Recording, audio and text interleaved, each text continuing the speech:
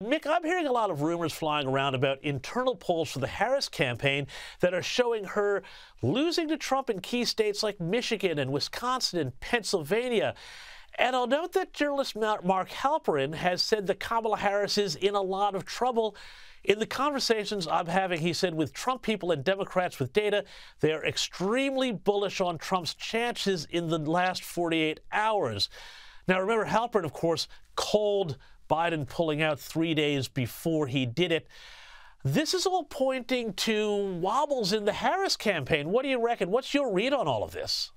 It's fascinating to watch the language, James, that the campaigns use. I wrote a piece of The Hill. You had a Hill piece there just on your graphic.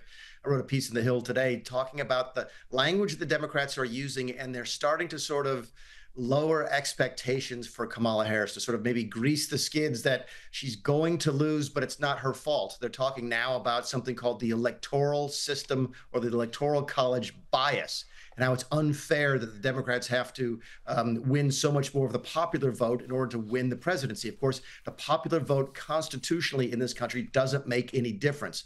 But I think what you're seeing from Halperin, you're seeing from a lot of high-ranking Democrats inside the Kamala inner circle, starting to hit the panic button. They're seeing some data that really bothers them. Now, that being said, there's some language out of the Trump campaign that makes me wonder if they're not seeing some data that worries them as well. He came out today and talked about offering tax deductibility for interest payments on cars, something that every Democrat candidate has talked about for a long time. So I think both sides are a little bit worried, but right now I think the Democrats are starting to get a little bit more worried as we get into these last 3 or 4 weeks. Well, and I thought it was pretty interesting, what you said about the Electoral College, because Governor Tim Waltz, the vice presidential nominee, he's made a fresh call to ditch the Electoral College in favor of, again, a national popular vote, which, of course, would mean that you could run up the votes in the big cities and, leave middle America behind and still win the presidency. But Mick, my question to you is, I'm old enough to remember when it was Trump who was supposed to be the guy who was going to tear down the norms and the institutions of the American system, and now it's Tim Waltz who's the big wrecker. What do you make of this? Well, let's be a little more candid, right? If that's what the show is all about, and I enjoy being candid with you. Yes. Aren't they undermining the integrity of elections? Aren't they doing exactly what they say Donald Trump said? They say Donald Trump is doing. They're saying, look, if he wins, it's not. If Trump wins, it won't be legitimate because it's the Electoral College. And if Harris and Walz win the national popular vote, they should be in the White House.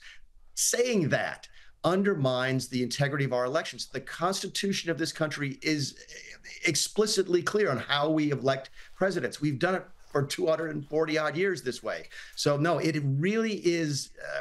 It's fascinating to me to watch the Democrats accuse Donald Trump of doing so many things and then turn around and do the exact same things themselves. It's frustrating, but I got to tell you, from an intellectual academic point, it's fascinating to watch. Well, it's fascinating to me, too, because, Mick, we've seen over the last, 3, 6, 9 months in places like the New York Times, particularly, op-eds that are clearly designed to push this idea, saying the Constitution is an obstacle, the Supreme Court is an obstacle.